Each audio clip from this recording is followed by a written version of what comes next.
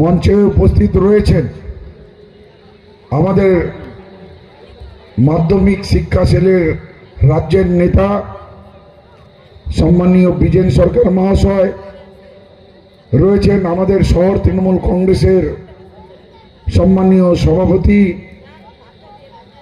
রয়েছেন শিবশঙ্কর রায় চৌধুরী, রয়েছেন 20 নম্বর ওয়ার্ডের কোঅর্ডিনেটর অর্ণব মণ্ডল, রয়েছেন আপনাদের 13 নম্বর ওয়ার্ডের কোঅর্ডিনেটর পায়েল মণ্ডল, আর বুথ সভাপতিগণ রয়েছেন, ওয়ার্ড প্রেসিডেন্ট রয়েছেন, মহিলা বুথ প্রেসিডেন্ট রয়েছেন।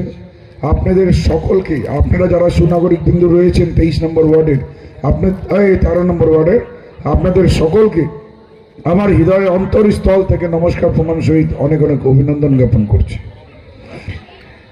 আমি এর আগেও এসেছিলাম 13 নম্বর ওয়ার্ডে বেশ কিছুদিন আগে উন্নয়নের সংলাপ কর্মসূচিতে, আর আমি আপনাদেরকে বলেছিলাম যে উপনির্বাচনে এই 13 নম্বর ওয়ার্ড আমাকে রায়গঞ্জে হাইয়েস্ট ভোটে লিড দিয়েছে।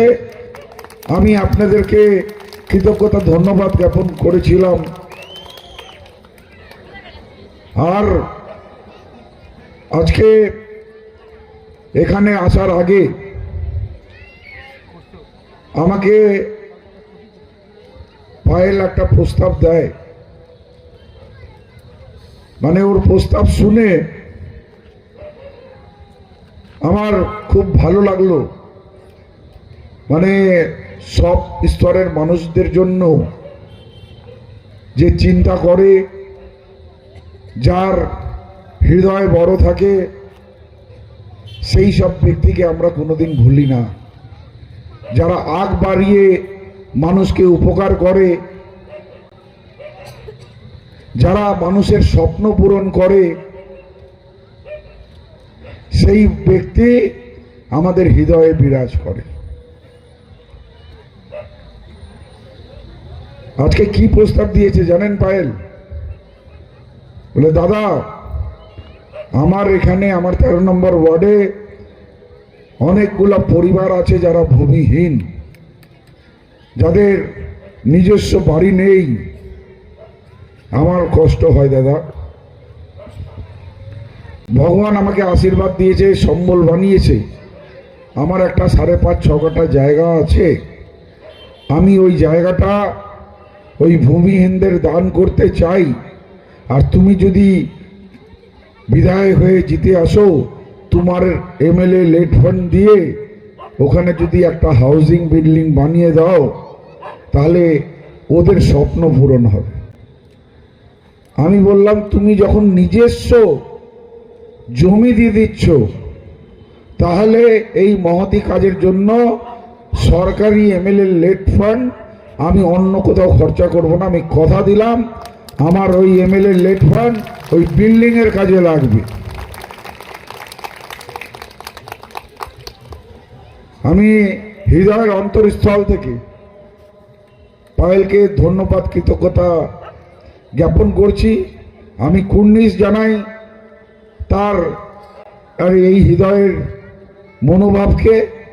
আগামী দিন যাতে তুমি এইভাবে এগিয়ে যাও আর সাধারণ মানুষের উপকারে আসো। আজকে দেখুন, আমাদের প্রাণ চলে যাবে, কারণ কেউ অমর না যে সে 200 বছর বাঁচবে কিংবা 500 বছর বাঁচবে। একটা সময়কালে আমাদেরকে সকলকে এই ইহলোক ত্যাগ করে যেতে হবে, আমাদের প্রাণ চলে যাবে। একটা জিনিস যাবে না জানেন, এই যে আপনাদের সাথে যে কথাটা আমি বলছি, এই কথাটা কিন্তু মরবে না, এই ধ্বনিটা কিন্তু মরবে না, এই আওয়াজটা কিন্তু মরবে না। এই আওয়াজটা বাতাসে, আকাশে বাতাসে ঘুরে বেড়াবে, কোথাও কোনো পর্বতে টক্কর মারবে, আবার আপনাদের কাছে রিটার্ন আসবে, আপনাদের স্মরণে আসবে। এই আওয়াজ কিন্তু, ধ্বনির কিন্তু মৃত্যু হয় না। মানুষের শরীরের মৃত্যু হয়, ধ্বনির মৃত্যু হয় না। তো আজকে আমরা যদি কিছু ভালো বলি, তাহলে কিন্তু ওই ভালোর একটা পজিটিভ ভাইবস আসে, আর কিছু খারাপ কটু কথা বললে তার কিন্তু একটা নেগেটিভ ভাইবস আছে। তো আমি মনে করি মানুষকে, সবাইকে আমাদের সমাজের সোশ্যাল রেসপন্সিবিলিটিটা নিতে হবে। আজকে আমরা যদি সবাই যদি সোশ্যাল রেসপন্সিবিলিটিটা নিজের কাঁধে নিই, সামাজিক দায়িত্বটা যদি কাজে নিই, তাহলে আমি মনে করি একটা সমাজ ভালো সমাজতন্ত্র গঠন করবে, আর ওই ভালো সমাজতন্ত্র একটা শক্তিশালী পশ্চিমবাংলার ভিত নির্মাণ করবে। দেখুন, ভাবে নেন কাউকে যে উপকার করতে হবে, আর্থিক দিক থেকে উপকার করতে হবে সেটা নয়। আজকে আমার যারা যুবক ভাইরা আছে, দেখছো একটা বৃদ্ধ বাজার করে ভারী ব্যাগ নিয়ে যাচ্ছে, ওই ব্যাগটা সে ভাবে না উঠাতে কষ্ট হচ্ছে। তোমরা যদি আগ বাড়ায়, যদি ওই ব্যাগটা নিয়ে একটু বাড়ি অবধি পৌঁছে দাও, সেটাও কিন্তু একটা সামাজিক কাজ। আর ওই যে বৃদ্ধ লোকের যেটা তুমি আশীর্বাদ পাবা না, ওটা একটা পজিটিভ ভাইবস তোমার জীবনে, তোমাকে দেখবে একটা অনন্ত তৃপ্তি দিবে। আজকে আমাদের এখন বুঝলেন না, এই জাত পাত বিভাজন রাজনীতি থেকে বেরিয়ে আসতে হবে। আজকে যারা কিছু কর্ম করে না, তারা কিছু ধর্ম নিয়ে আড়াল করে ভাবে নেন রাজনীতির ময়দানে টিকে থাকতে চায়। আমি আপনাদেরকে অনুরোধ করব, যারা ধর্মের সুরসুরি যদি দেয় না, আপনারা কিন্তু দরজাটা বন্ধ করে দিবেন। কেননা ওই ধর্মের সুরসুরি দিয়ে আপনার বাড়ির ছেলের ভবিষ্যৎ তৈরি হবে না, কিন্তু আপনার বাড়ির ছেলে জীবনে প্রতিষ্ঠিত হতে পারবে না। কিন্তু আর কেউ যদি কর্মের কথা বলে যে এই ইনফ্রাস্ট্রাকচার ডেভেলপমেন্ট করব, ওখানে এই রোজগার ব্যবস্থা করব, এই রাস্তাঘাটের নির্মাণ হবে, তাতে কিন্তু আপনাদের বাড়ির ছেলের ভবিষ্যৎটা ভালো হবে। আর ধর্ম নিয়ে পড়লে কি অসুবিধা আছে? আপনারা ধর্ম করুন না, যার যার ধর্ম শেষে করুন। ধর্ম আমরা সবাই সকলে করি, তো কেউ মন্দিরে করে, কেউ মসজিদে করে, কেউ গির্জায় করে, আপত্তিটা কোথায়?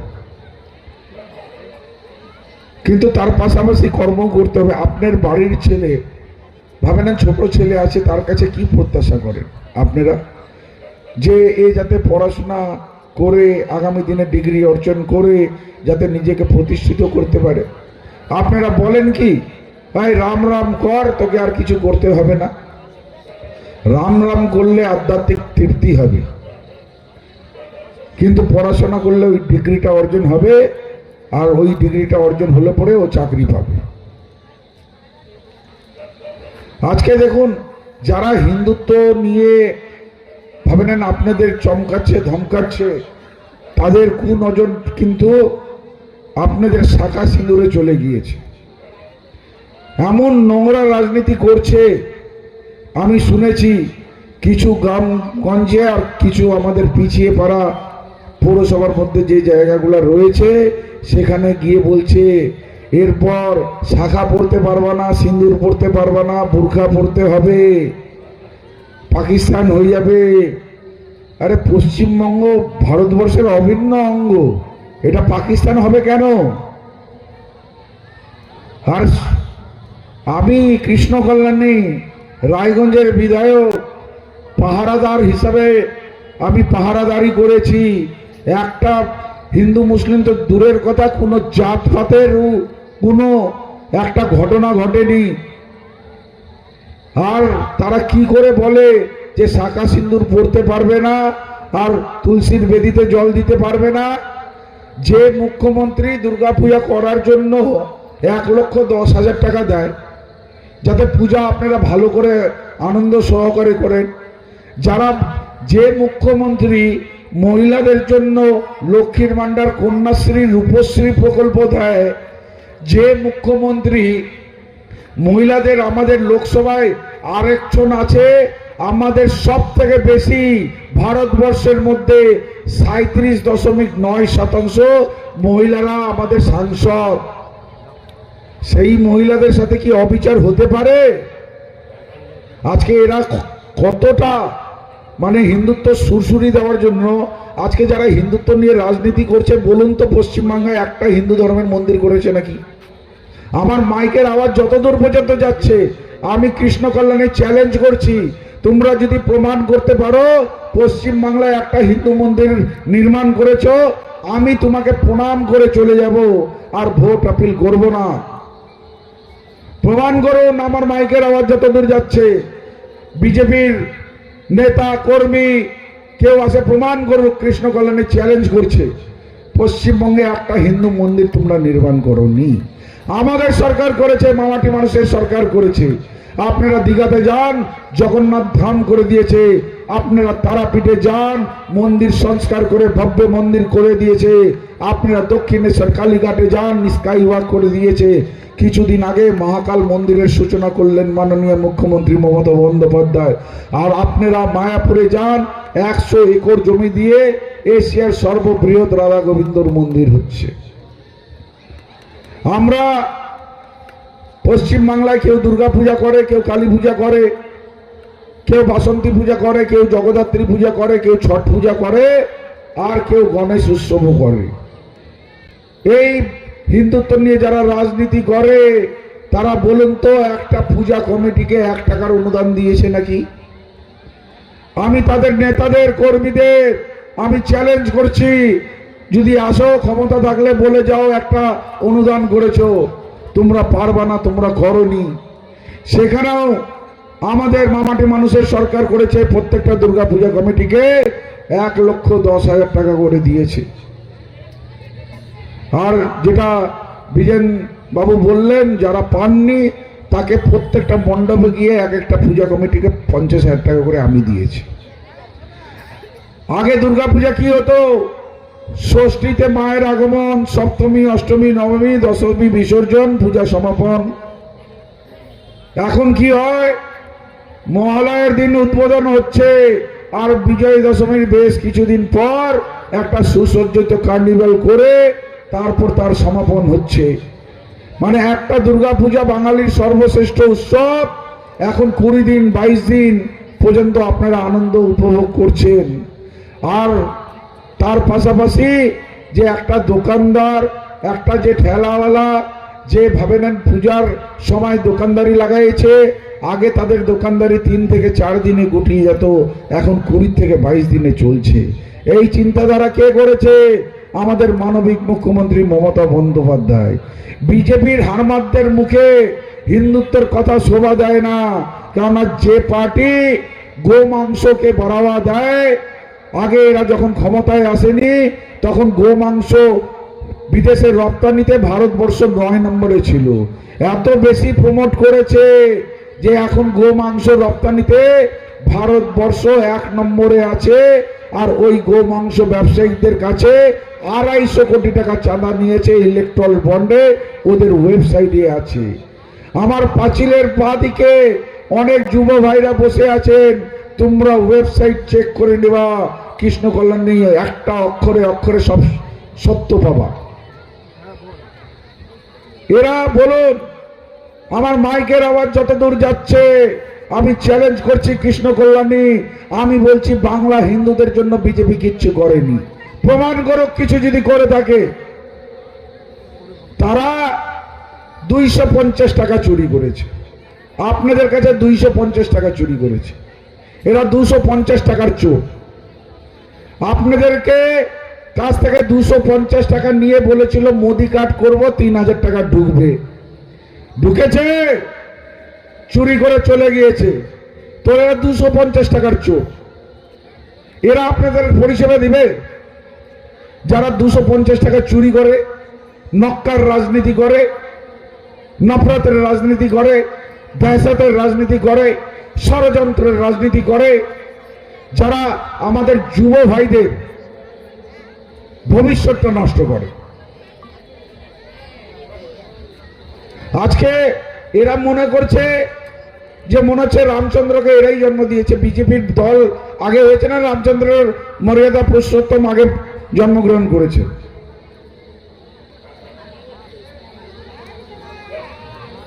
এরা মানে অসভ্যতার চরম শিখরে পৌঁছে গেছে। জানেন 3-4 দিন আগে আমার ভাবে নেন সুভাষগঞ্জে ভিটি গ্রামে একজন 80 বছরের উপরের বৃদ্ধ, যার ভোট ব্যালটে হয়, এখানে ওখানে ইলেকশনের মাইক্রো অবজারভার তার আধিকারিকগণকে নিয়ে গিয়েছিলেন। আর উনি লোকটা, বৃদ্ধ লোকটা টোটালি অন্ধ, চোখে কিছু দেখতে পারেন না। ওনার স্ত্রী বললেন যে ইনি দেখতে পারেন না, ইনার ভোটটা আমি দিয়ে দিচ্ছি। ওই মাইক্রো অবজারভার বলছে না না আপনি দিতে পারবেন না, আমি দিব। বলে আমার স্বামীর ভোটটা আপনি কি করে দেবেন? ও আর্গুমেন্ট করছিল, আর ওই মাইক্রো অবজারভার ওকে ধাক্কা দিয়ে ঘরের বাইরে যখন ফেলেছিল, ওই মহিলাটা মাটিতে পড়ে সঙ্গে সঙ্গে তার স্পট ডেট হয়ে যায়, তার প্রাণ এর ক্ষতি হয়ে যায়, তার মৃত্যু হয়ে যায়। পুরা পাড়া উত্তপ্ত, টানাটান মানে উত্তেজনা। আমি খবর পেলাম, বাহিনী আমার বাইক র্যালি ছিল, আমি মাঝপথে রেখে আমি ভিটিতে পৌঁছে গেলাম। আর আমি সব কথাগুলো শুনলাম। ওর মাইক্রো অবজারভারকে বললাম আপনার ভোট নেওয়ার অধিকার আছে, আপনার ভোট দেওয়ার অধিকার নেই। আপনার যদি ভোট বিজেপিকেই দিতে হতো তাহলে অফিসে গিয়ে দিয়ে দিতেন, এখানে এসে নাটক করলেন কেন? কমসে কম একজন ব্যক্তির প্রাণ তো যেত না। আপনার বিরুদ্ধে মামলা হবে, আপনার বিরুদ্ধে মোকদ্দমা হবে, আর আপনার বিরুদ্ধে আমরা কঠোর শাস্তি চাইব। আপনারা জমের থেকে বিজেপি সরকারে এসেছে মানে একটা কথা যে परेशान परेशान परेशान कर दिया है। कभी नोटबंदी लाइन में लगो, कभी आधार के साथ लिंक करो लाइन में लगो, कभी एसआईआर में वोटर लिस्ट में नाम बचाने के लिए नाम लाइन में लगो। क्या दिया है बताइए तो? ये 14 साल में बीजेपी ने क्या दिया है? जब वो लोग आए थे एक मुद्दा लेके आए थे जो महंगाई हटाना होगा। क्या महंगाई हटा? तब एक गैस सिलेंडर का दाम 412 रुपया था, आज महंगाई हटाते हटाते वो हो गया 1200 रुपया। महंगाई तो हटा नहीं, गैस सिलेंडर का वजन जरूर घट गया, जो 15 किलो 400 था वो 10 किलो हो गया। आप बताइए बीजेपी एक कोई बढ़िया काम किया है? हम लोग के सरकार ने 100 योजना आप लोग को दिया है। जन्म होने से शिशु साथी और समझ लीजिए मृत्यु होने से समावेती, बीच में 98 और प्रकल्प है, योजना है। और इन लोग का बीजेपी का सरकार का एक योजना बोल पाइएगा जो एक योजना दिया है बंगाल का आम जनता को? एक योजना। इन लोग ना मंदिर किया है, ना इन लोग समझ लीजिए कोई योजना दिया है, ना कोई पूजा कमेटी को कोई अनुदान दिया है। इन लोग क्या है? क्यों इनको वोट मिलेगा? इन लोग मालूम है हम लोग को पराधीन कर दिया है। अमेरिका 79 साल पहले हम लोग इंग्रेज के पास पराधीन थे, अभी हम लोग अमेरिका के पास वर्चुअली पराधीन हो गए। कैसे हो गए? आप सबको याद है पहलगांव में वो आतंकवादी हमला, जो 26 जन आदमी को टारगेट करके गोली मार के हत्या किया गया। पूरा भारतवर्ष उस दिन हिल गया, पूरा भारतवर्ष उस दिन आक्रोश में आया और सबके जवान में एक ही आवाज उठा, पाकिस्तान को जबरदस्त शिक्षा देना पड़ेगा। हमारे सेना पाकिस्तान के ऊपर जबरदस्त हमला किया और तब लग रहा था पीओ के पाक अकुपाई कश्मीर हम लोग वापस ले पाएंगे। लेकिन हमने क्या देखा? अमेरिका का president Donald Trump cease fire मतलब युद्ध रुकाने का घोषणा कर दिया, हमारे प्रधानमंत्री चुप। अभी ईरान इजराइल के साथ युद्ध हो रहा है, हम लोग से कोई लेना देना नहीं। और अमेरिका का प्रेसिडेंट डोनाल्ड ट्रंप घोषणा कर दिए भारत ईरान से और रशिया से तेल नहीं खरीद सकता। हमारे प्रधानमंत्री चुप। फिर 2 दिन बाद फरमान जारी किया, जो 30 दिन का लाइसेंस दिए 30 दिन खरीद पाइएगा, उसके बाद नहीं खरीद पाइएगा। हमारे प्रधानमंत्री चुप। अभी अगर आप लोग को बोला जाए आप लोग अपने घर के बगल के दुकान से कोई चीज नहीं खरीद पाएंगे, एकमात्र वही दूर के दुकान से आपको खरीदना पड़ेगा, आप दर मुलाई नहीं कर पाएंगे और क्वालिटी जचाई नहीं कर पाएंगे, तो आप स्वाधीन हुए ना पराधीन?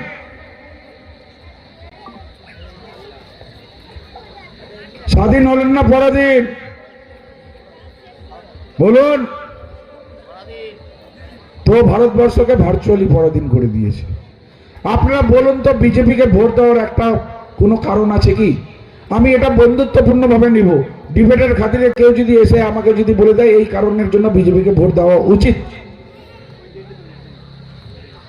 একটা কারণ, আপনারা 23 তারিখে সকাল সকাল আপনারা ভাবেন ভোট কেন্দ্রে যাবেন, ইভিএম এর পাশে গিয়ে একটা বাটন আপনারা তো দাবাবেন, তো তার পিছনে কোনো চিন্তা তো থাকবে, একটা কারণ তো থাকবে।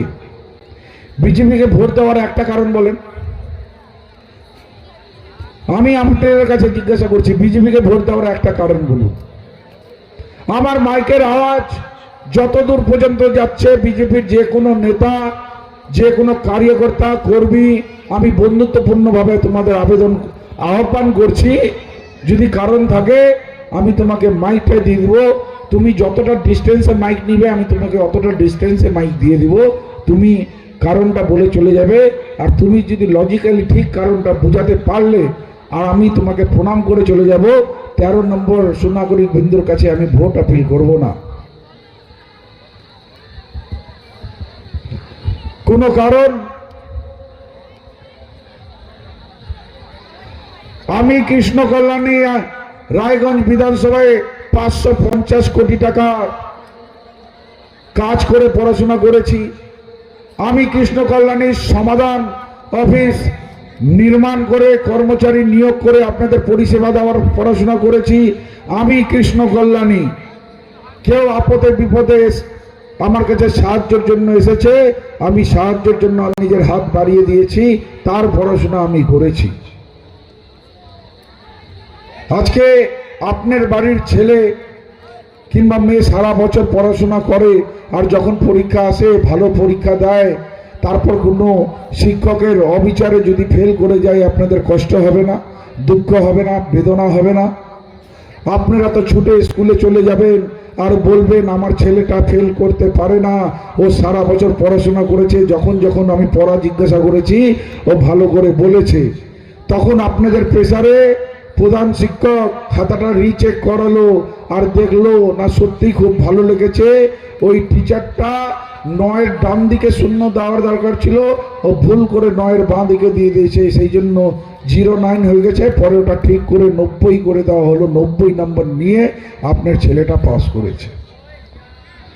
তো আমিও পড়াশোনা করলাম, আপনাদের বললাম 550 কোটি টাকা কাজ করে পড়াশোনা করলাম, সমাধান অফিস নির্মাণ করে আপনাদেরকে পরিষেবা দিয়ে পড়াশোনা করলাম, আর সাধারণ মানুষকে আপদে বিপদে পাশে দাঁড়িয়ে সাহায্যের হাত বাড়িয়ে দিয়ে পড়াশোনা করলাম। তো আমার তো খাতা দেখা অধিকার আপনাদের আছে, কিন্তু একটা জিনিস মনে রাখবেন, আমার কাছে কিন্তু দ্বিতীয় অপশনটা নেই। আপনারা তো খাতা রিচেক করিয়ে নিলেন, আমি কিন্তু সেটা পারবো না। তাহলে কৃষ্ণ কল্যাণীকে পাস করাবেন না ফেল? পাস, ঠিক তো? এখানে আজকে পাস করালে হবে না, 23 তারিখে ইভিএম এ পাসটা করাতে হবে। হবে তো? হবে তো? আমি নিচে নামতেছি, একটু আপনারা দাঁড়িয়ে বলেন, আমিও চোখে দেখবো কে হবে বলছে কে বলছে না, তাহলে আমি গুনে চলে যাবো আমি কতগুলো ভোট পাবো। ঠিক আছে? হবে তো? হবে তো? হবে তো? হবে তো? কেউ ভুল বুঝালে বুঝবেন না তো? হবে তো? 1 নম্বর, 1 নম্বর, তারা বলুন 1 নম্বর বোতাম, 1 নম্বর বোতাম, 1 নম্বর বোতাম। উপনির্বাচনে আপনারা high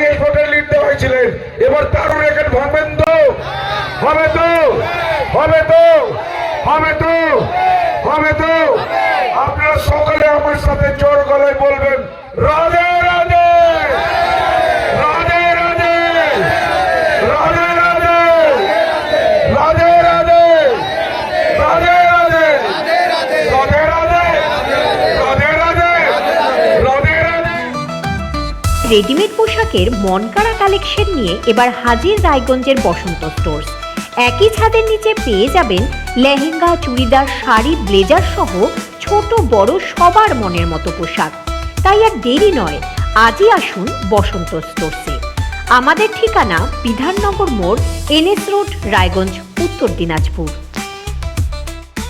nature pure -17 cholesterol free rice bran oil দ্রুত আপনার খারাপ কোলেস্টেরল দূর করে। শরীর সুস্থ রাখার জন্য আমার পছন্দের সেরা cooking oil nature pure rice bran oil সম্পর্কে স্বাদ এনে দেয়। চোখের সমস্যা বাড়ার আগেই আজই আসুন জীবন রেখা হসপিটাল, আপনার পরিবারের নতুন ভরসা।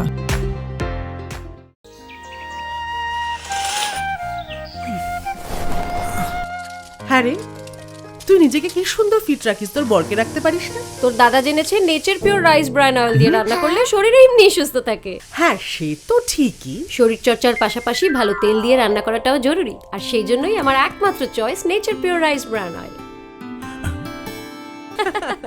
শরীর সুস্থ রাখার জন্য আমার পছন্দের সেরা cooking oil nature pure rice bran oil সম্পর্কে স্বাদ এনে দেয়। আপনার স্বপ্ন এবার আপনার শহর রায়গঞ্জে।